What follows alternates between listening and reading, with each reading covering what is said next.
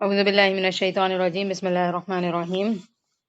Last class میں ہم نے حضرت عیسیٰ علیہ السلام کے بارے میں پڑھا تھا کہ ان کی پیدائش کس طرح سے ہوئی ہے اور لوگوں نے حضرت عیسیٰ علیہ السلام اللہ تعالیٰ کے نبی تھے اور طرح طرح کے انہوں نے معجزات دکھائے، تو یہی طریقہ کار رہا ہے کہ جب کوئی نبی یا پیغمبر اللہ تعالیٰ کی دی ہوئی تعلیمات کے ساتھ آتا ہے تو لوگ ان کو ماننے کے بجائے ان کا انکار کرتے ہیں اور ان کو نقصان پہنچانے کی کوشش کرتے ہیں۔ اور لاسٹ کلاس میں ہم نے یہ بھی ڈسکس کیا تھا کہ آپ صلی اللہ علیہ وسلم بھی جو سید الانبیاء ہیں اور آخری نبی ہیں، وہ بھی سب سے بڑے پیغمبر اللہ تعالیٰ کے پسندیدہ بندے، ان کو بھی لوگوں نے ٹارچر کرنے کی اور نقصان پہنچانے کی کوشش کی ہے۔ تو باقی پیغمبروں کو بھی obviously اس چیز سے گزرنا پڑا ہے، اور آج بھی ہم یہ دیکھتے ہیں کہ علماء کرام کو یا دین کا علم پہنچانے والوں کو نقصان پہنچایا جاتا ہے۔ اور بہت ساری مساجد میں ہم دیکھتے ہیں کہ اللہ نہ کرے کبھی کبھی ایسے ہماری تاریخ میں گزری ہیں یہ باتیں کہ بڑے بڑے پیغمبروں پر کیا کہتے ہیں ٹارگٹ کلنگ کی گئی ہے ان کی، بم وغیرہ کے ذریعے سے مساجد میں جو بھی فتنہ ہوا ہے، اللہ تعالیٰ ہم سب کو محفوظ رکھے۔ اور کہا یہ جاتا ہے کہ علم اٹھا لیا جائے گا قیامت کے قریب، تو اس طرح کا علماؤں کا مارنا یا ان کو ختم کرنا یہ قیامت کی نشانیوں میں سے ایک نشانی ہے۔ آیت نمبر 55 کے اندر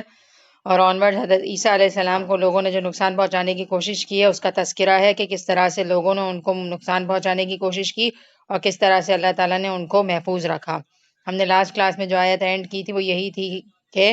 لوگوں نے ایک چال چلی اور اللہ تعالیٰ نے خفیہ پلاننگ کی، اور اللہ تعالیٰ ہی بہترین پلاننگ کرنے والے ہیں۔ تو ہم دیکھتے ہیں ان دونوں آیات کے اندر کیا تذکرہ آ رہا ہے۔ اذ قال اللہ یا عیسیٰ، جب اللہ تعالیٰ نے فرمایا کہ اے عیسیٰ، انی متوفیکا، بے شک میں تجھے پورا لینے والا ہوں،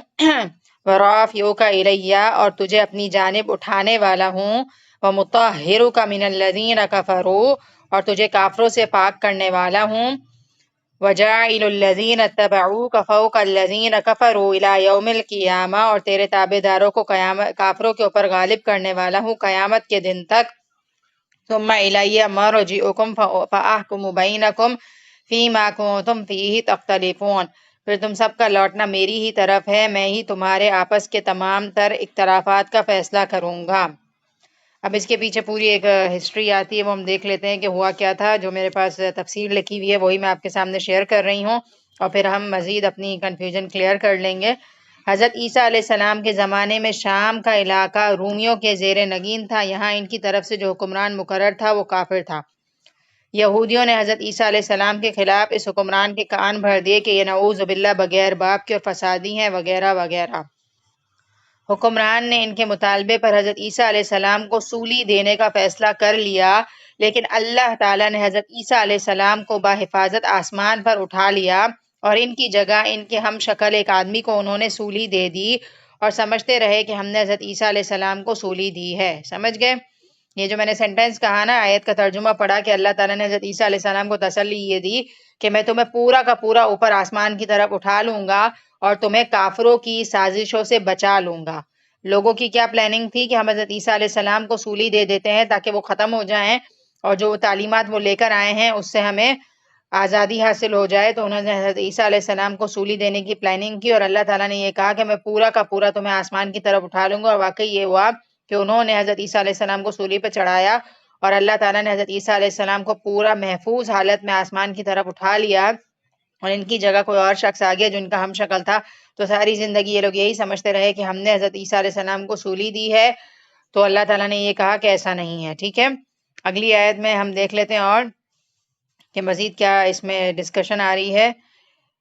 اے عیسیٰ، میں تجھے یہودیوں کی سازش سے بچا کر پورا پورا اپنی طرف آسمانوں پر اٹھا لوں گا، چنانچہ ایسا ہی ہوا، اور بعض نے اس کے مجازی معنی کے شہرت و استعمال کے مطابق موت ہی کے معنی کیے ہیں، لیکن اس کے ساتھ انہوں نے کہا ہے کہ الفاظ میں چلیں بس آپ لوگوں کے لیے اتنا ہی کافی ہے، کیونکہ اس سے زیادہ ہمیں شاید ان بحثوں میں نہیں پڑھنا چاہیے۔ بس اصل میں میسج یہ ہے کہ اللہ تعالیٰ نے ہر دور میں اپنے پیغمبروں کی حفاظت کی ہے، اور کافروں کی طاقت ان کو نقصان نہیں پہنچا سکتی۔ ٹھیک ہے، تو یہ میرے خیال میں ہمارے لیے اتنا ہی سمجھنا کافی ہوگا۔ بس اگر آپ لوگ کوئی لیسن نکالتے ہیں اس سے تو وہ یہی ہے کہ حضرت عیسیٰ علیہ السلام بغیر باپ کے پیدا ہوئے تھے، تو لوگوں نے ان کو خدا نخواستہ ولد الزنا کہا، اور کہا کہ ان کو تو ختم کرنا پڑے گا، اور ان کو نقصان پہنچانے کی پوری ایک پلاننگ کی۔ اللہ تعالیٰ کی پلاننگ کچھ اور تھی، اور اس میں ہمارے لیے یہ لیسن ہے کہ اگر ہم اللہ کے دین کا کام کر رہے ہیں اور حفاظت کی دعائیں پڑھ کے گھر سے نکلیں گے تو انشاءاللہ اللہ تعالیٰ ہماری پروٹیکشن کریں گے۔ تو اصل طاقت اللہ کی ہے۔ اگر اللہ تعالیٰ ہمیں نقصان نہیں پہنچانا چاہے تو پوری دنیا مل کر بھی ہمیں نقصان نہیں دے سکتی، اور اگر اللہ تعالیٰ ہمیں کوئی فائدہ نہیں پہنچانا چاہے تو پوری دنیا مل کر بھی ہمیں کوئی فائدہ نہیں پہنچا سکتی۔ تو بہرحال یہ آیات ہمارے عقیدے کو مضبوط کرتی ہیں، اور حضرت عیسیٰ علیہ السلام کے بارے میں جو ڈفرینٹ عقائد لوگوں نے بنا لیے ہیں، جو لاسٹ کلاس میں ہم نے ڈسکس کیے تھے کہ نعوذ باللہ وہ اللہ تعالیٰ ہیں یا اللہ کے بیٹے ہیں، کیونکہ ان کا باپ تو تھا نہیں، تو نعوذ باللہ اللہ تعالیٰ کے بیٹے ہیں، وہ الٹی سیدھی جو یہودیوں کے اندر کانسیپٹس ہیں۔ تو الحمدللہ وی آر مسلم، اور الحمدللہ ہمارے درمیان ایسے کوئی اختلافات نہیں ہیں۔ ہم حضرت عیسیٰ علیہ السلام کو نارمل ایک بندہ مانتے ہیں اور اللہ تعالیٰ کی اعجازی تخلیق مانتے ہیں، ٹھیک ہے۔ لیکن جو یہودی ہیں وہ طرح طرح کی باتیں کرتے ہیں، تو ان کو بھی اگر ہم کبھی دین کی طرف بلائیں اور ان کو ایک اللہ کی دعوت دیں تو ہمیں اتنا علم ضرور ہونا چاہیے کہ ہم دلیل کے ذریعے سے ان کو بتا سکیں کہ حضرت عیسیٰ علیہ السلام اللہ تعالیٰ کے بنائے ہوئے ایک نارمل انسان ہی ہیں، لیکن اللہ تعالیٰ کی کچھ معجزاتی چیزیں ان کی تخلیق میں شامل ہیں۔ لیکن اگر اللہ نے معجزات کیے تو اس کا یہ مطلب نہیں ہے کہ ہم انسان کو ہی خدا سمجھنے لگیں، بلکہ اس کا یہ مطلب ہے کہ ہمارا مزید اللہ تعالیٰ پر توکل اور ایمان بڑھنا چاہیے کہ اللہ تعالیٰ چاہیں تو کس کس طرح سے کریشن کر سکتے ہیں، ٹھیک ہے۔ آیت نمبر 46 فَأَمَّا الَّذِينَ كَفَرُوا فَأُعَذِّبُهُمْ عَذَابًا شَدِيدًا فِي الدُّنْيَا وَالْآخِرَةِ وَمَا لَهُم مِّن نَّاصِرِينَ، پھر کافروں کو تو میں دنیا اور آخرت میں سخت تر عذاب دوں گا اور ان کا کوئی مددگار نہ ہوگا۔ وَالَّذِينَ آمَنُوا وَأَمَّا الَّذِينَ آمَنُوا وَعَمِلُوا الصَّالِحَاتِ فَيُوَفِّيهِمْ أُجُورَهُمْ وَاللَّهُ لَا يُحِبُّ الظَّالِمِينَ، لیکن جو لوگ ایمان لائے اور انہوں نے نیک کام کیے تو ان کو ان کا پورا پورا بدلہ دیا جائے گا، اور اللہ تعالیٰ ظالموں سے محبت نہیں کرتے، ٹھیک ہے۔ تو ان دونوں آیات کے اندر واضح بات یہ نظر آتی ہے کہ ایمان والا کون ہے؟ جو اللہ تعالیٰ کی ہر چیز کو مان جاتا ہے اور یہ سمجھتا ہے کہ اللہ ہی تعالیٰ کی طرف سے یہ چیزیں آئی ہیں اور بحثوں میں نہیں پڑتا، یعنی کہ حضرت عیسیٰ علیہ السلام کی پیدائش کا جو اصل مقصد ہے، جو اللہ تعالیٰ نے کہا کہ یہ بھی میری طرح کے ایک بندے ہیں اور تمہیں ان کی تعلیمات پر ایمان لانا ہے، تو ان کو بندہ سمجھیں اور ان کی تعلیمات کو فالو کریں۔ اور کافر وہ ہیں جو انکار میں پڑ جائیں اور بحثوں میں پڑ جائیں اور طرح طرح کی باتیں کریں۔ تو اللہ تعالیٰ یہ کہہ رہے ہیں کہ جو حقیقی معنوں میں ایمان لے کر آئے گا تمام پیغمبروں پر اور نیک کام کرے گا، یعنی کہ پیغمبروں کی بتائی ہوئی تعلیمات پر ایمان لائے گا، تو کیا ہے، اللہ تعالیٰ اس انسان کو پورا پورا اس کا اجر دیں گے، اور اللہ تعالیٰ ظالموں سے محبت نہیں رکھتے۔ ذَلِكَ نَتْلُوهُ عَلَيْكَ مِنَ الْآيَاتِ وَالذِّكْرِ الْحَكِيمِ، یہ آیات ہیں جسے ہم تیرے سامنے پڑھ رہے ہیں اور حکمت والی نصیحت ہے، یعنی کہ قرآن کی یہ جو ساری آیات ہیں اللہ تعالیٰ ہمارے سامنے پڑھ رہے ہیں اور اس میں انسان کے لیے کیا ہے، نصیحت ہے، اور نصیحت کیسی ہے، حکمت والی۔ یہ ساری باتیں حکمت پر مبنی ہیں اور انسان کے لیے اس میں بہت زیادہ لیسنز ہیں۔ ابھی تک ہم نے حضرت عیسیٰ علیہ السلام کے لیے جو بھی پڑھا اس کو ہم میرے خیال میں کافی تکرار کے ساتھ لاسٹ کلاس میں بھی ڈسکس کر چکے ہیں، اور ابھی بھی میرے خیال میں نے بہت ڈسکس کر لیا۔ تو اصل بات کیا ہے کہ انسان ان ساری چیزوں سے نصیحت حاصل کرے اور صرف ایک اللہ کی محبت اپنے دل میں بنائے۔ کوئی بھی انسان دیکھیں، ہمارے دور میں نا یہ حضرت عیسیٰ علیہ السلام، حضرت موسیٰ علیہ السلام، ایون کہ آپ صلی اللہ علیہ وسلم بھی ڈائریکٹ موجود تو نہیں ہے نا، تو ہمارا کیا کام ہے کہ ہم صرف ایک اللہ سے جڑیں، اور آپ صلی اللہ علیہ وسلم کی بھی obviously اطاعت ہمیں کرنی ہے، لیکن اللہ کے ساتھ کسی کو شریک نہیں کر سکتے ہم، صحیح ہے نا۔ آپ صلی اللہ علیہ وسلم کی بھلے ہم اطاعت کریں لیکن اللہ کے برابر نہیں کر سکتے ہم ان کو، یعنی کہ جو صفات اللہ تعالیٰ کی ہم آپ صلی اللہ علیہ وسلم میں نہیں دے سکتے، کیونکہ بہت سارے لوگ آپ صلی اللہ علیہ وسلم کو بھی جس طرح سے اس دور میں ان لوگوں نے حضرت عیسیٰ علیہ السلام کو، حضرت موسیٰ علیہ السلام کو اللہ معاف کرے اللہ کے برابر قرار دیا، تو آج ہمارا بھی یہی مسئلہ ہے کہ ہم آپ صلی اللہ علیہ وسلم کی اطاعت ضرور کریں، منع نہیں ہے، لیکن آپ صلی اللہ علیہ وسلم کی اطاعت میں کبھی کبھی اتنا آگے نکل جاتے ہیں کہ اللہ کی بات کو پیچھے کر کے آپ صلی اللہ علیہ وسلم کو پرائیورٹی دے رہے ہوتے ہیں۔ دیکھیں، اللہ اور رسول کی اطاعت یقیناً ساتھ ساتھ ہے،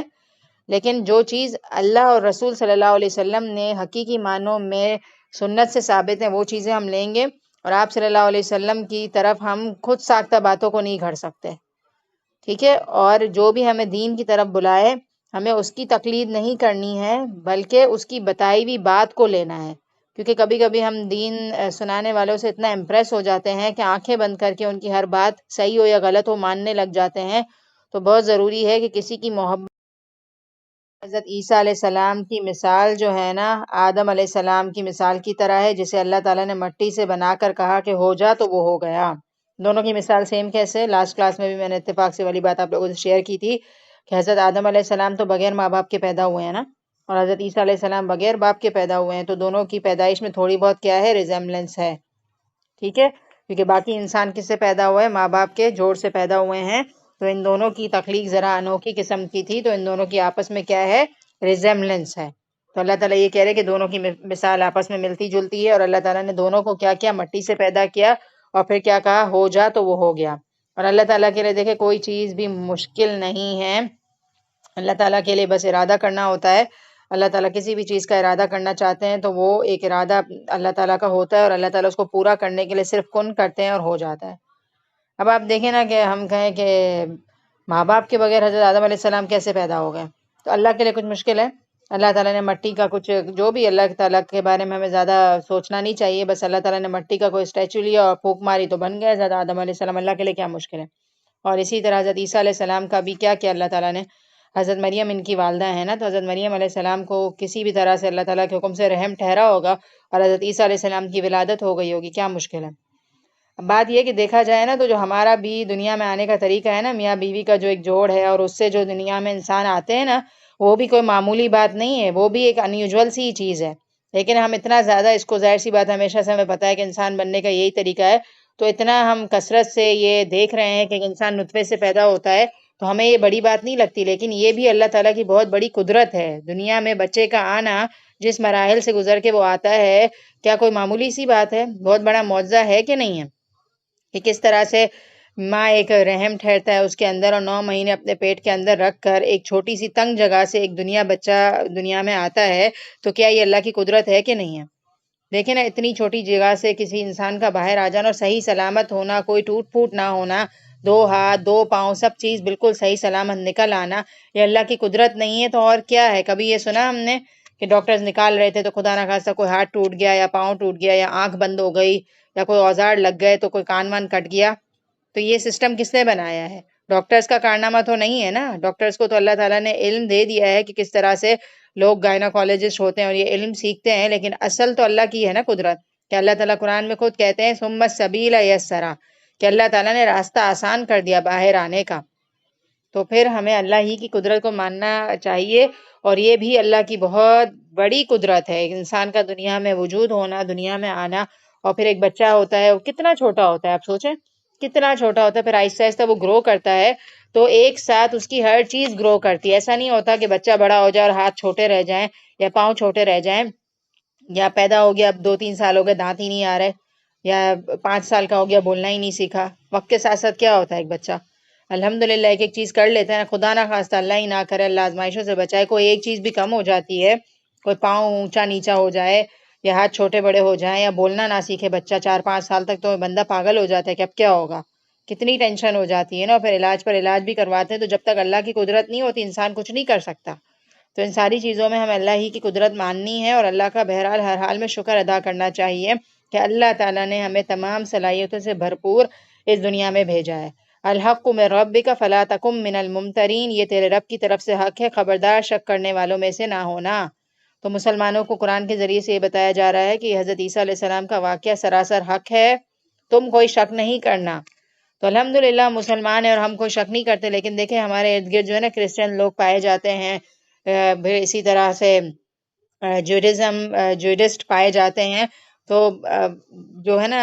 بہت ساری چیزوں میں ایسا ہوتا ہے، جیسے نا واش روم جو کلین کرتے ہیں نا زیادہ تر لوگ، آپ باہر جائیں جیسے ڈیفینس وغیرہ کے ایریا میں،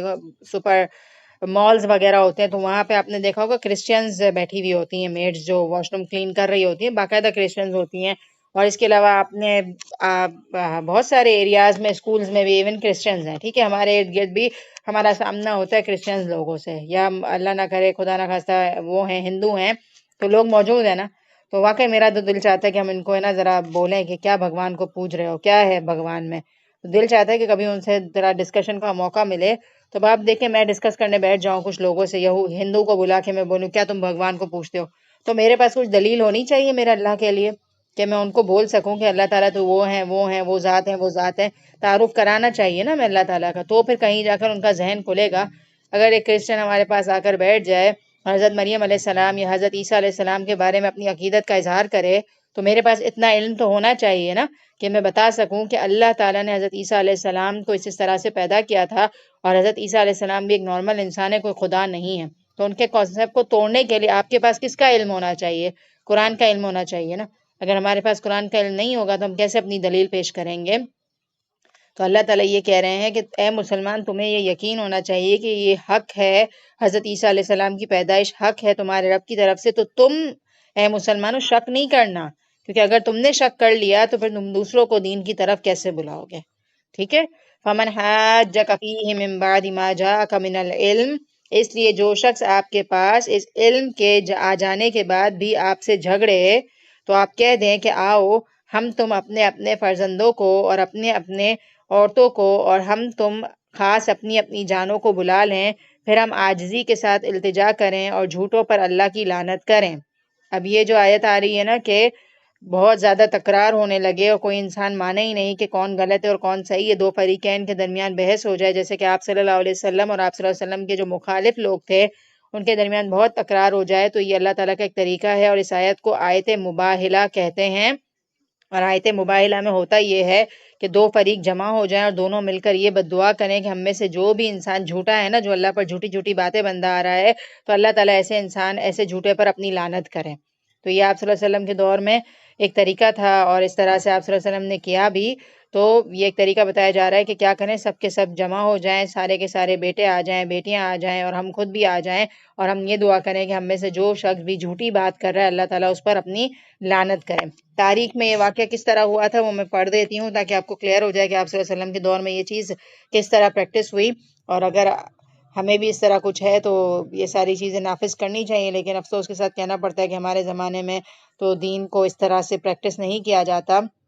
یہ آیت مباہلہ کہلاتی ہے. مباہلہ کے معنی ہے دو فریق کا ایک دوسرے پر لعنت یعنی بد دعا کرنا. مطلب یہ ہے کہ جب دو فریقوں میں کسی معاملے کے حق یا باطل ہونے میں اختلاف اور دلائل سے وہ ختم ہوتا نظر نہ آئے تو دونوں بارگاہ الہی میں یہ دعا کریں کہ یا اللہ ہم دونوں میں سے جو جھوٹا ہے اس پر لعنت فرما. اس کا مختصر پس منظر یہ ہے کہ 9 ہجری میں نجران سے عیسائیوں کا ایک وفد نبی کریم صلی اللہ علیہ وسلم کی خدمت میں حاضر ہوا اور حضرت عیسیٰ علیہ السلام کے بارے میں جو وہ گلو آمیز عقائد رکھتے تھے اس پر بحث و مباحثہ کرنے لگے. بالآخر یہ آیت نازل ہوئی اور نبی کریم صلی اللہ علیہ وسلم نے انہیں مباحلہ کی دعوت دی. حضرت علی، حضرت فاطمہ اور حضرت حسن حسین رضی اللہ عنہم کو بھی ساتھ لایا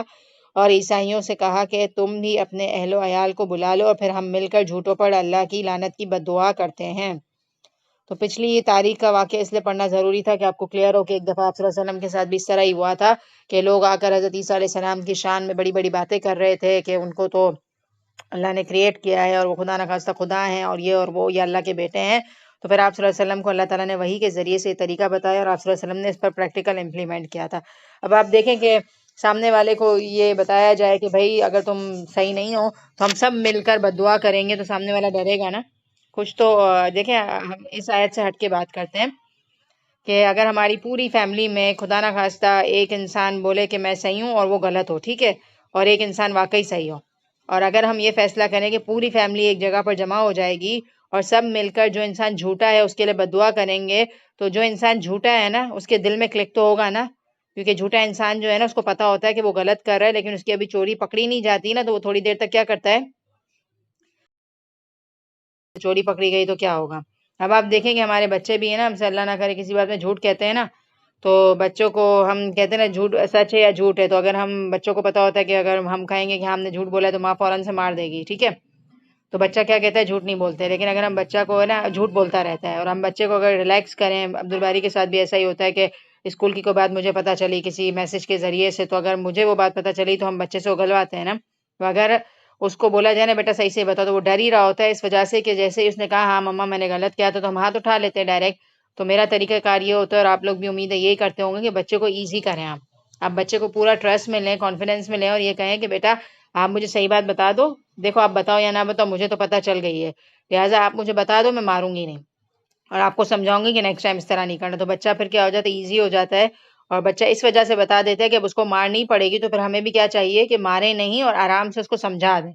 تو جتنا ہم نرمی سے کریں گے بات کو بچہ ٹھیک ہو جائے گا. اب اگر ہم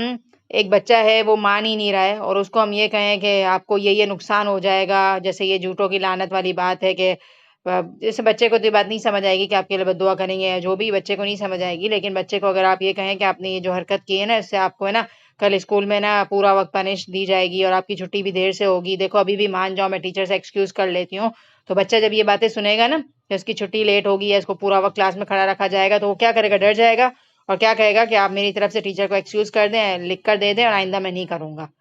تو یہ طریقہ ہوتا ہے نا بچے کو ڈرانے کا۔ تو اگر آپ دیکھیں کہ کوئی شخص جھوٹا ہے نا، تو اس کو بھی اگر یہ کہا جائے کہ پوری کی پوری علاقے کی لوگ جمع ہو جائیں گے اور تمہارے لیے بد دعا کریں گے، تو سامنے والا انسان کیا کرے گا؟ ڈر جائے گا نا، کتنے سارے لوگ بد دعا دیں گے، خدا نہ خواستہ کوئی بد دعا لگ نہ جائے۔ تو سوچے کتنی اچھی بات ہے یہ والی، یہ ٹپ کتنی امپورٹنٹ ہے، لیکن انفارچونیٹلی ہم اس پر عمل کرتے ہوئے نظر نہیں آتے، حالانکہ ہمیں کرنا چاہیے۔ اگر ہماری فیملی میں کوئی ایک ایسا انسان بگڑ رہا ہے تو اس کو سیدھا کرنے کے لیے حرکت ہم کر سکتے ہیں، اور یہ قرآن کی آیت ہے، ان ھذا لہو القصص الحق، یقیناً صرف یہی سچا بیان ہے اور کوئی معبود برحق نہیں اللہ تعالیٰ کے سوا، اور بے شک اللہ تعالیٰ غالب اور حکمت والے ہیں۔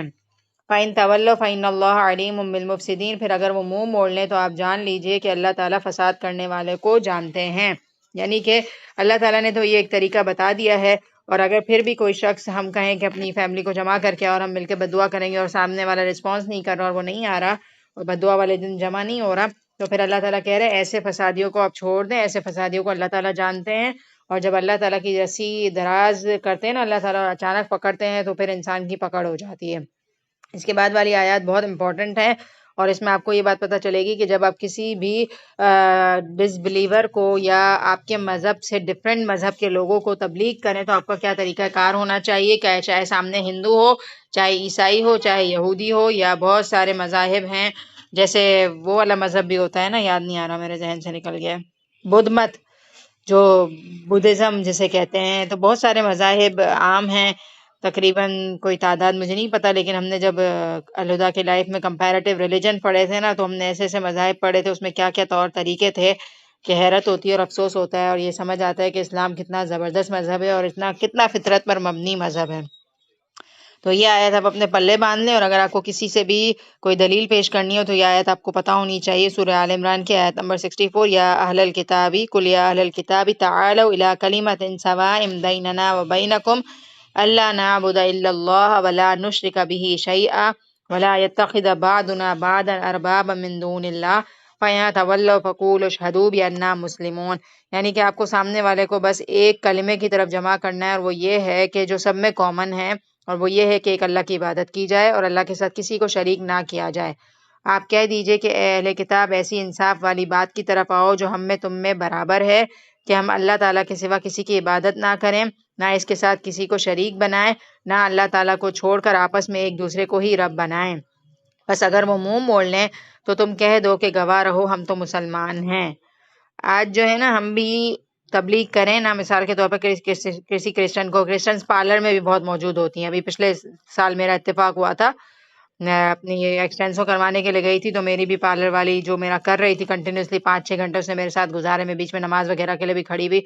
تو میں نے نماز کے بعد اس سے بھی پوچھا تھا کہ اس کے مذہب میں کیا کیا ہوتا ہے، تو مجھے اتنا وہ ہو رہا تھا کہ کیسا ہے نا، اللہ بس معاف کرے اور اللہ ہدایت دے دے، ہمیں نا ویسے کوشش کرنی چاہیے کہ ہم ایسے لوگوں کو تبلیغ کریں، کیونکہ کل قیامت کے دن اللہ تعالیٰ ہم سے پوچھیں گے کہ تمہارے ارد گرد ایسے لوگ موجود تھے تو تم نے کتنا کام کیا۔ تو جب میں نماز کے لیے بار بار کھڑی ہو رہی تھی، عصر پہ کھڑی ہوئی، پھر مغرب پہ کھڑی ہوئی، تو میں نے اس سے پوچھا کہ آپ کے مذہب میں آپ کس طرح عبادت کرتے ہو، تو وہ یہی کہہ رہی تھی کہ رات کو جا کر پورے دن کی آپ ہے نا بس کچھ دیر بیٹھو اور ہم پرے کرتے ہیں اللہ کیا مطلب اللہ نہیں بولا، اس نے پتہ نہیں کیا کہا، تو بہرحال ان کا کیا طریقہ ہوتا ہے، لہٰذا ہمیں اگر ایسا کوئی اتفاق ہے تو ہم تھوڑا بہت سمجھانے کی ان کو کوشش کرنی چاہیے ہمیں، اور پہلے ان کے بارے میں پورا ڈیٹیل میں پوچھو، پھر اپنے اسلام کو خوبصورت طریقے سے پیش کریں۔ تو یہ کہا جا رہا ہے کہ سب سے پہلے جو اگر آپ کسی سے بات کرو گے نا، کامن گراؤنڈز پر بات کرو گے، اور کامن گراؤنڈز یہ ہیں کہ ہم کہیں کہ ہم سب ایک اللہ کی عبادت کرتے ہیں، اور اللہ کی عبادت پر ابھارنے کے لیے اللہ کا تعارف بھی کرانا پڑے گا کہ اللہ تعالیٰ ہیں کون، اللہ نے ہمیں کریٹ کیا ہے، یہ دنیا اللہ نے بنائی ہے، کسی تمہارے بنائے ہوئے بزرگ نے نہیں بنائی ہے، نہ کسی کیا یہ لوگ کس کو پوچھتے ہیں، مورتی جو ہوتی ہیں ان لوگوں کی، بھگوان جسے کہتے ہیں اللہ معاف کرے، تو ان لوگوں نے دنیا نہیں بنائی، اللہ نے بنائی ہے، جب چیز اللہ نے بنائی ہے تو پھر عبادت کا حقدار بھی اللہ ہے، اس طرح سے ہم لوگوں کو بتا سکتے ہیں، اور اللہ کے ساتھ کسی کو شریک نہیں کرنا، اور شریک میں اب کچھ لوگ کہتے ہیں ہم اللہ کو تو مانتے ہیں لیکن یہ بھگوان بھی ہماری دعائیں اللہ تک پہنچاتے ہیں، یا آج کے دور میں لوگ یہ کہتے ہیں کہ ہم اللہ کو تو مانتے ہیں لیکن یہ بزرگ ہماری دعائیں اللہ تک پہنچاتے ہیں، یا نعوذ باللہ ہم اللہ کو تو مانتے ہیں لیکن آپ صلی اللہ علیہ وسلم کو اس سے بڑا مقام اور مرتبہ دیتے، کیونکہ اللہ تعالیٰ کے نبی آپ صلی اللہ علیہ وسلم اللہ کے بہت زیادہ چنے ہوئے لوگ بندے تھے۔ تو یہ شرک ہیں ساری چیزیں. اللہ کی ذات میں آپ کسی کو شرک نہیں کر سکتے، اللہ کی عبادت میں آپ کسی کو شریک نہیں کر سکتے. اور تیسرا پوائنٹ یہ ہے کہ ہم لوگ آپس میں ایک دوسرے کو رب نہ بنائیں. رب کون ہوتا ہے؟ جس کی بات مانی جائے. اور آپس میں ایک دوسرے کو رب بنانا کیا ہے؟ اب جب اس والی آیت کی تفسیر پوچھی گئی نا کہ آپس میں ہم تھوڑی رب بناتے ہیں ایک دوسرے کو، تو اس میں یہ بتایا گیا ہے کہ اگر تم اپنے علماء کے حلال کو حلال سمجھو اور حرام کو حرام سمجھو تو اس کا یہ مطلب ہے کہ تم نے اپنے علماء کو رب بنا لیا ہے، کیونکہ تم ان کے بتائے ہوئے حلال کو حلال سمجھتے ہو اور حرام کو حرام سمجھتے ہو، اللہ کے بتائے ہوئے حلال اور حرام کو نہیں سمجھتے کچھ. ٹھیک ہے، تو یہ ہے آپس میں ایک کا دوسرے کو رب بنا لینا. رب کون ہوتا ہے؟ جس کے پاس اختیار ہوتا ہے. جیسے اللہ تعالیٰ نے قرآن میں جو چیزیں ہمارے لیے حلال کی ہیں وہ ہمارے لیے حلال ہے، ہم سب کو پتہ ہے، اور جو چیزیں حرام ہیں وہ حرام ہیں. مثال کے طور پر ہم نے کھانے پینے سے ریلیٹڈ پڑھی کہ مردار حرام ہے، اور یہ ساری چیزیں آپ نے پڑھی ہوئی ہیں اور میرے خیال میں وقت کے ساتھ اور پڑھیں گے. اور اسی طرح لاسٹ کلاس میں ہم نے کچھ کلاسز پہلے سورہ بقرہ میں سود کے بارے میں پڑھا تھا، تو اللہ نے اس کو حرام کر دیا نا، تو اب کوئی علماء اس کو ہمارے لیے حلال نہیں کر سکتا. اور اگر کرے اور ہم اس کو لے لیں نا یہ کہہ کے کہ فلاں علماء نے ہمیں فتویٰ دے دیا ہے اللہ کے اگینسٹ جا کر اور اس کی بات کو لیں، تو ہم غلط کر رہے ہیں. ہم کیا کر رہے ہیں؟ اللہ کو چھوڑ کر اس کو رب بنا رہے ہیں. تو اگر آپ کسی کے حلال کو حلال سمجھیں اور حرام کو حرام سمجھیں تو اس کا یہ مطلب کہ آپ نے اس کو رب ہونے کا اختیار دے دیا ہے. تو 3 کامن گراؤنڈ پر ہم بات کریں گے کسی سے بھی. ایک یہ کہ اللہ کے سوا کسی کی عبادت نہیں کرنی، اللہ کے ساتھ کسی کو شریک نہیں بنانا، اور ہم ایک دوسرے کے آپس میں رب نہ بنائیں، یعنی کہ ایک دوسرے کو حلال اور حرام کا اختیار نہ دیں. فَإِن تَوَلَّوْا فَقُولُوا اشْهَدُوا بِأَنَّا مُسْلِمُونَ. آپ کا کام میسج پہنچا دینا ہے، اور اگر وہ لوگ نہیں مان رہے، منہ پھیر رہے ہیں، تو آپ گواہ رہے ہیں کہ ہم کیا ہیں؟ مسلمان ہیں. یا اہل الکتابی، اہل کتاب، تم ابراہیم کی بابت کیوں جھگڑتے ہو حالانکہ تورات اور انجیل تو ان کے بعد نازل کی گئی، کیا تم پھر بھی نہیں سمجھتے؟ وہ لوگ، اللہ معاف کرے، آپ کو پتا ہوگا، ہم نے پہلے پارے میں بھی شاید پڑھا تھا کہ حضرت ابراہیم علیہ السلام کے بارے میں یہ لوگ بحثیں کرتے تھے کہ حضرت ابراہیم علیہ السلام تو نعوذ باللہ یہود تھے یا نصرانی تھے. ان لوگوں کا یہ دعویٰ تھا نا کہ حضرت ابراہیم علیہ السلام تو نعوذ باللہ یہودی نصارہ یا عیسائی تھے. تو یہ کہا جا رہا ہے کہ تم کیوں بحثیں کر رہے ہو حضرت ابراہیم علیہ السلام کے بارے میں، حالانکہ تورات اور انجیل تو ان کے بعد نازل کی گئیں. یعنی کہ حضرت ابراہیم علیہ السلام کے دور میں تو تورات اور انجیل تھی ہی نہیں، اور حضرت موسیٰ علیہ السلام اور حضرت عیسیٰ علیہ السلام بعد میں آئے ہیں، تو کیسے حضرت ابراہیم علیہ السلام عیسائی یا یہودی ہو سکتے ہیں؟ وہ تو خالصتاً مسلمان تھے اور ہم سب کے والد تھے، باپ ہم سمجھتے ہیں، اور آپ صلی اللہ علیہ وسلم ان کی پھر نسلوں سے آئے، تو ہم حضرت ابراہیم علیہ السلام کو فالو کرتے ہیں، اور وہ یہود و نصارہ نہیں تھے. کیا تم سمجھتے نہیں ہو؟ کتنا بڑا جھوٹ تم لگا رہے ہو کہ ان کے دور میں تو یہ تھے ہی نہیں. سنو، تم لوگ اس میں جھگڑ چکے جس کا تمہیں علم تھا، پھر اب اس بات میں کیوں جھگڑتے ہو جس کا تمہیں علم ہی نہیں، اور اللہ تعالیٰ جانتے اور تم نہیں جانتے. یعنی کہ تم اس بات میں بھی جھگڑتے ہو جس کا تمہیں علم ہے، اور جس کا تمہیں علم نہیں اس کے بارے میں بھی جھگڑتے ہو. اب اگلی آیت میں اللہ تعالیٰ خود کلیئر کر رہے ہیں، ابراہیم علیہ السلام نہ تو یہودی تھے اور نہ عیسائی تھے، وہ تو کیا تھے؟ خالص مسلمان تھے. ما کان ابراہیم یہودیا ولا نصرانیا ولکن کان حنیفا مسلما وما کان من المشرکین. یہ آیت دلیل ہے ہمارے لیے کہ اللہ تعالیٰ نے ڈکلیئر کر دیا کہ ابراہیم علیہ السلام نہ یہودی تھے نہ عیسائی تھے، بلکہ وہ کون تھے؟ یکسو مسلمان تھے. اور تیسرا کیا؟ وہ مشرک بھی نہیں تھے. ٹھیک ہے، صرف اور صرف مسلمان تھے. یہ والی جو آیت میں نے پڑھی نا کہ حضرت ابراہیم علیہ السلام کے بارے میں جھگڑنے کا مطلب یہ ہے کہ یہودی اور عیسائی دونوں دعویٰ کرتے تھے کہ حضرت ابراہیم علیہ السلام ان کے دین پر تھے، حالانکہ تورات جس پر یہودی ایمان ان اولى الناس بابراہیم للذین اتبعوه هذا النبی والذین آمنوا واللہ ولی المؤمنین. سب لوگوں سے زیادہ ابراہیم علیہ السلام سے نزدیک تر وہ لوگ ہیں جنہوں نے ان کا کہا مانا، اور یہ نبی اور جو لوگ ایمان لائے مومنوں کا ولی اور سہارا اللہ ہی ہیں. ابراہیم علیہ السلام کے فالوورز کون ہیں؟ نبی صلی اللہ علیہ وسلم، کیونکہ حضرت ابراہیم علیہ السلام کی دعا کے نتیجے میں آپ صلی اللہ علیہ وسلم اس دنیا میں آئے تھے، اور آپ صلی اللہ علیہ وسلم کو جو لوگ فالو کرتے ہیں تو وہ obviously حضرت ابراہیم علیہ السلام کو بھی باپ کا درجہ دیتے ہیں اور ابراہیم علیہ السلام کی ملت کو بھی فالو کرتے ہیں. اور مومنوں کا ولی کون ہے؟ اللہ تعالیٰ ہے. یہ بہت پیاری آیت ہے، واللہ ولی المؤمنین. ہم سب کا فرینڈ کون ہے؟ اللہ تعالیٰ. ہم سب کے بیسٹ فرینڈ کون ہے؟ اللہ تعالیٰ. ہماری زندگی میں کوئی بھی مشکل آئے نا تو ہم کیا کرتے ہیں؟ ہمیں کوئی بھی گھبراہٹ سی ہوتی ہے، کوئی پریشانی ہوتی ہے، کوئی عجیب سی بات ناگوار سی گزرتی ہے، تو ہم سب سے پہلے کیا کرتے ہیں؟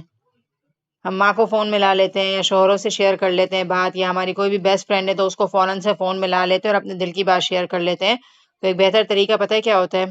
دیکھیں انسان جو ہے نا ہر وقت اچھے موڈ میں نہیں ہوتا. کبھی آپ کی امی کا بھی موڈ اچھا ہے یا نہیں ہے، شوہر بھی آفس میں بزی ہیں، پتہ نہیں وہ بھی صحیح بات کر سکیں گے کہ نہیں کر سکیں گے، یا دوست بھی جو ہے نا ہر وقت اچھے موڈ میں نہیں ہوگی. ہو سکتا ہے آپ نے فون کیا اور اس وقت وہ کسی ذہنی الجھن میں الجھی ہوئی ہے، تو وہ آپ کو ہو سکتا ہے غلط مشورہ دے دے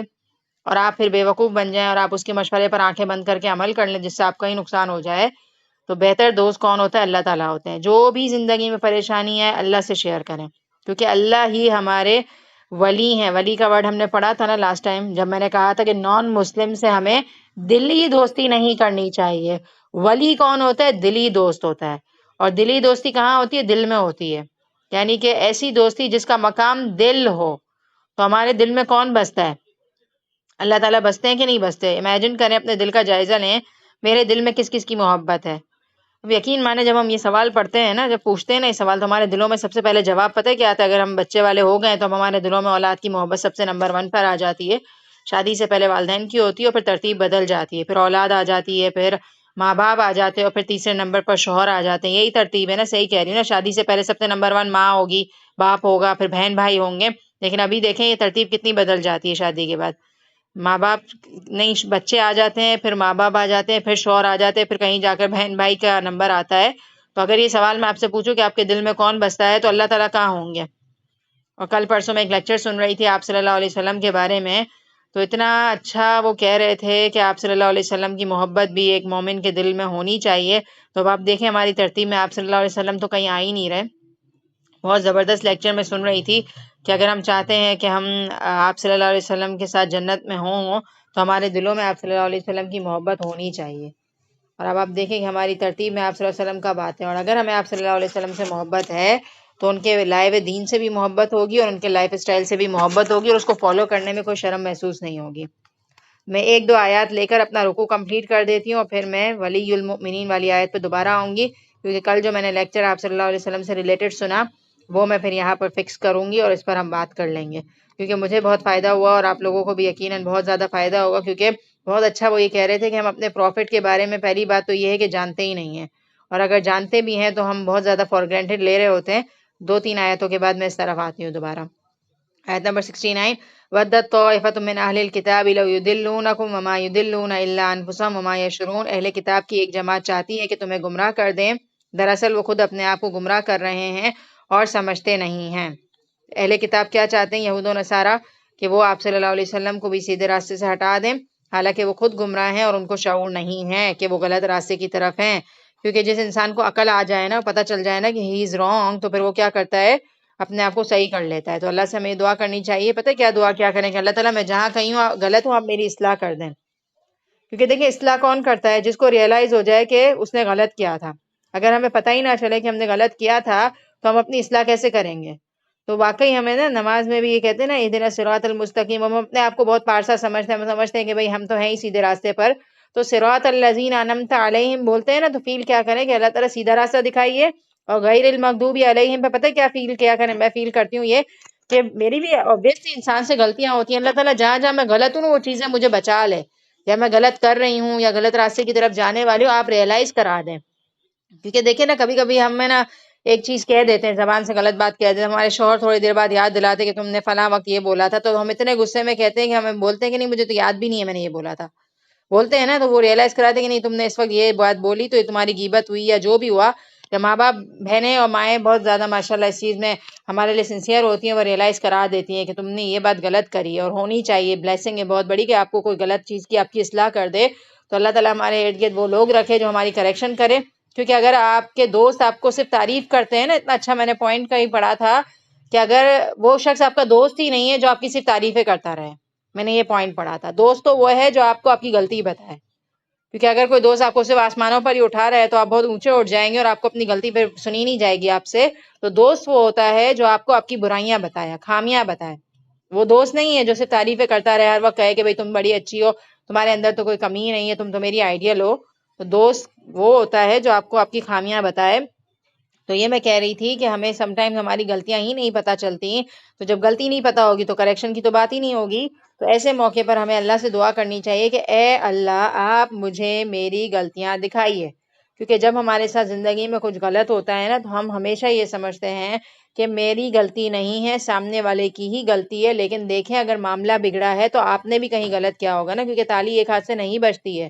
یقیناً اگر سامنے والا آپ پر غصہ ہو رہا ہے تو آپ ٹھنڈے دماغ سے سوچا کریں، واقعی یاد آتا ہے کہ وہ پاگل تو نہیں ہے نا 3 دفعہ چیخے گا تو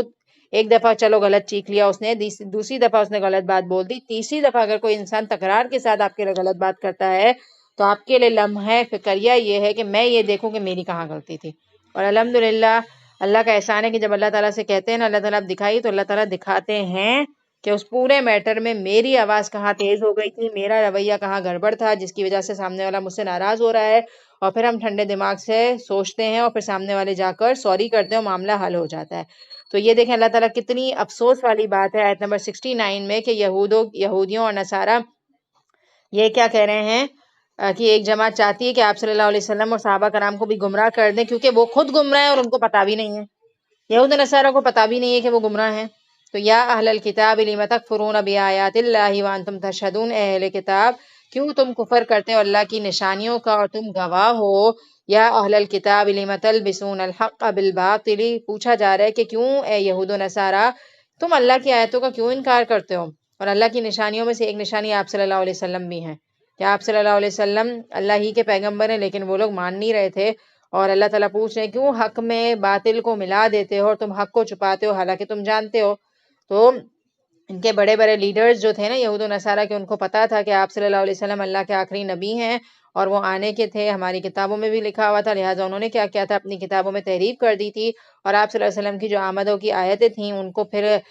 بدل دیا تھا یا لوگوں سے چھپا لیا تھا۔ تو اللہ تعالیٰ افسوس کے ساتھ کہہ رہے ہیں کہ کیوں کر رہے ہو تم ایسا، حق کے ساتھ باطل کو کیوں ملا رہے ہو اور تم حق کو کیوں چھپاتے ہو حالانکہ تمہیں پتا ہے کہ آپ صلی اللہ علیہ وسلم صحیح نبی ہیں۔ تو یہاں تک ہمارا ایک ٹاپک ختم ہوتا ہے، اس کو ہم یہاں تک رکھتے ہیں، میں آتی ہوں اپنے اصل پوائنٹ کی طرف، اور میرا ٹاپک ہے آپ صلی اللہ علیہ وسلم۔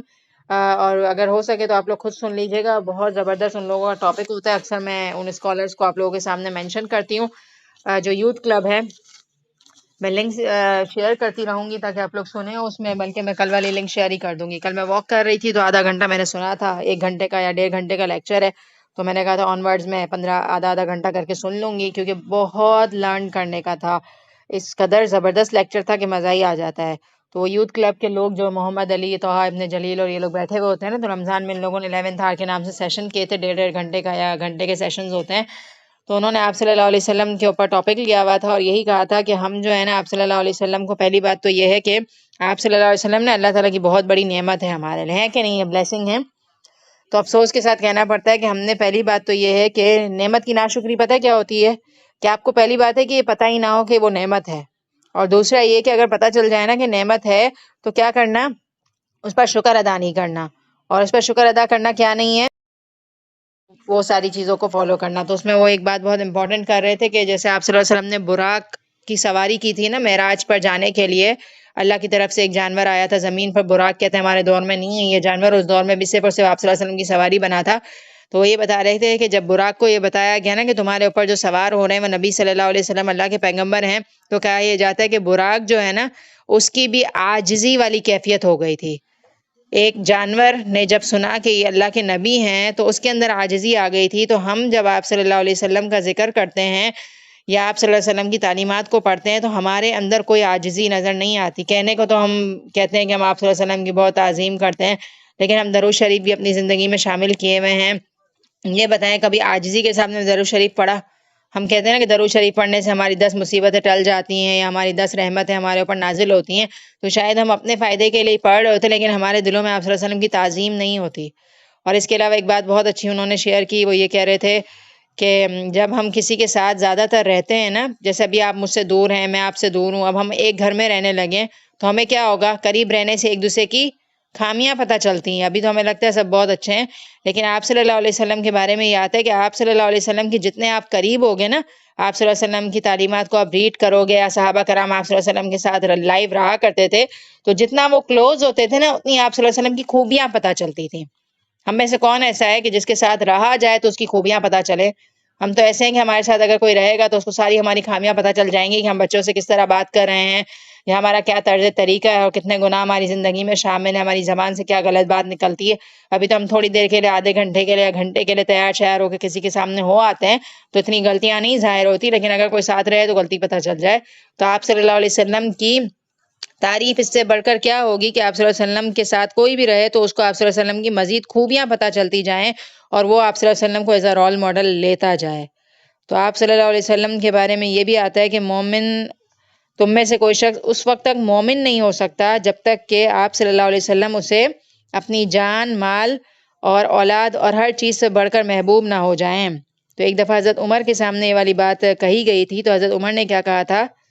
کہ آپ صلی اللہ علیہ وسلم مجھے ہر چیز سے زیادہ محبوب ہیں لیکن اپنی جان سے زیادہ نہیں۔ انہوں نے سچی بات کہی تھی۔ ہم ہوتے تو جھوٹ جھوٹ کہہ دیتے نا ہماری جان سے بھی زیادہ محبوب ہے، لیکن حضرت عمر نے کیا اعتراف کیا تھا کہ میری جان سے زیادہ محبوب نہیں ہے مجھے۔ تو پھر آپ صلی اللہ علیہ وسلم نے کیا کہا تھا، اے عمر تمہارا ایمان مکمل نہیں ہے۔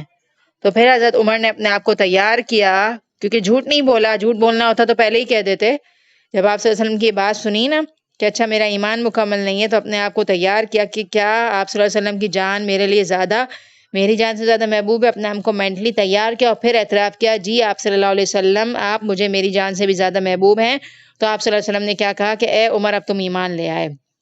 کل جب میں یہ والی باتیں سن رہی تھی تو میں یہی سوچ رہی تھی کہ اس ٹاپک پر بھی ہمیں ڈسکشن کرنی چاہیے، اور اتفاق سے آیت آ گئی کہ مومنوں کا دوست کون ہوتا ہے، نمبر 1 اللہ تعالیٰ اور پھر آپ صلی اللہ علیہ وسلم۔ اور آپ صلی اللہ علیہ وسلم سے اگر ہم دوستی کریں گے تو جب ہم کسی سے دوستی کرتے ہیں نا تو ہم کانشیسلی یا انکانشیسلی اس کے طور طریقوں کو فالو کر رہے ہوتے ہیں۔ ہمارا جو بھی دوست ہے اگر ہم اس کے گھر سے ہو کر آئیں گے تو ہم اسی کی طرح کا کھانا بنائیں گے، اسی کی طرح کے کپڑے پہنیں گے۔ اور آج ہم اپنے زمانے میں جس کو بھی آئیڈیلائز کرتے ہیں، ہمارے میڈیا میں جو ٹرینڈ چل رہا ہوتا ہے تو ہم اس کو ہی فالو کرتے ہیں۔ اگر بڑے کپڑے چل رہے ہیں تو ہم اس کو فالو کریں گے، شارٹ ہیئرس چل رہے ہیں تو شارٹ ہیئر کروا لیتے ہیں ہم، جس کلر کے ہیئر ڈائی چل رہے ہوتے ہیں آج کل ہم وہ چیز فالو کر رہے ہوتے ہیں۔ تو جو چیز مارکیٹ میں ٹرینڈ میں ہوتی ہے ہم فوراً سے اس کو فالو کر لیتے ہیں۔ تو آپ صلی اللہ علیہ وسلم کی سنت جو ہے نا ٹرینڈ کی بات نہیں ہے، وہ تو ہمیشہ سے ہے اور ہمیشہ رہے گی۔ تو ہمیں اپنی زندگی میں اس چیز کو لانا ہے اور اپنے بچوں کو بھی اس چیز کا پابند کرنا ہے۔ اور آپ صلی اللہ علیہ وسلم کے طور طریقے میں نا صرف ظاہری اخلاق نہیں ہے کہ سیدھے ہاتھ سے کھانا کھانا، بیٹھ کر پانی پینا یا یہ ساری چیزیں جو ظاہری نظر آتی ہیں، اس کے علاوہ جو ہے نا اخلاقیات جو ہے نا وہ بہرحال مین ہے۔ آپ صلی اللہ علیہ وسلم بات کس طرح کرتے تھے؟ چیخ چلا کر، کم آواز میں بات کرتے تھے اور اتنا سلولی بولتے تھے کہ لوگ ان کے الفاظ کو گن لیتے تھے۔ یعنی کہ انسان کو ٹھنڈے طریقے سے بات کرنی چاہیے، بہت تیز چیخ چلا کر یا بہت تیزی سے نہیں بولنا چاہیے، تھوڑا ریلیکس ہو کر آرام سے کام ڈاؤن ہو کر بات کرنی چاہیے۔ اصل میں یہ اخلاق ہمیں فالو کرنا ہے، کیونکہ سیدھے ہاتھ سے کھانا کھانا کیا مشکل ہے بتائیں؟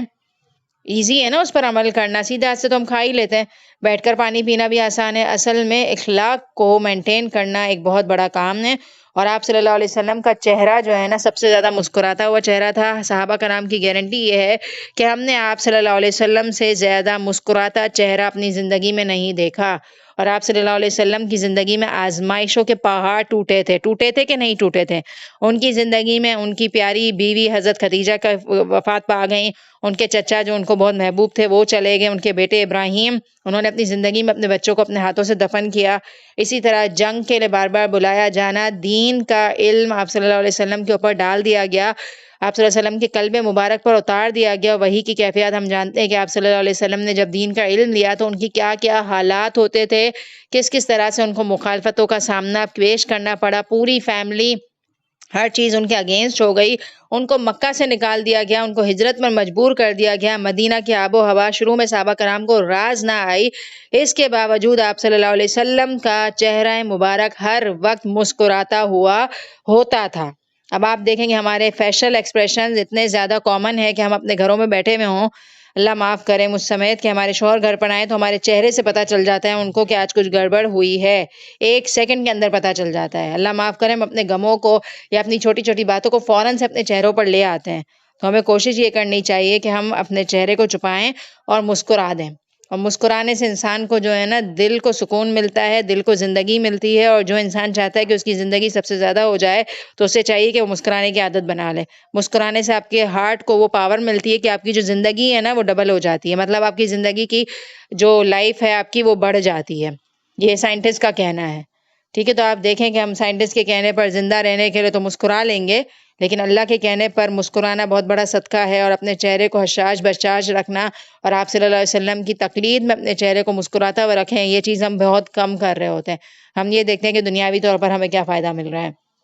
تو بہرحال بہت امپورٹنٹ آپ صلی اللہ علیہ وسلم کا ٹاپک ہے ہمارے لیے، اور ہم سب کو واللہ ولی المؤمنین، اللہ تعالیٰ اور آپ صلی اللہ علیہ وسلم ہمارے دوست ہیں، انہی کو دوست بنائیں تاکہ کل قیامت کے دن ہم قبر میں اس حال میں اٹھائے جائیں کہ ہمیں ایک طرف کھڑا کر دیا جائے اور وہاں لکھا ہوا کہ ہم امت محمدی ہیں، اور آپ صلی اللہ علیہ وسلم کو اللہ تعالیٰ ہمیں وہ جنت نصیب کریں۔ ہم اللہ معاف کرے قابل تو نہیں ہیں، لیکن کیا پتہ ہماری چھوٹی موٹی کوشش اللہ کو پسند آ جائیں اور آپ صلی اللہ علیہ وسلم کا ساتھ نصیب ہو جائے ہمیں قیامت کے دن جنت میں۔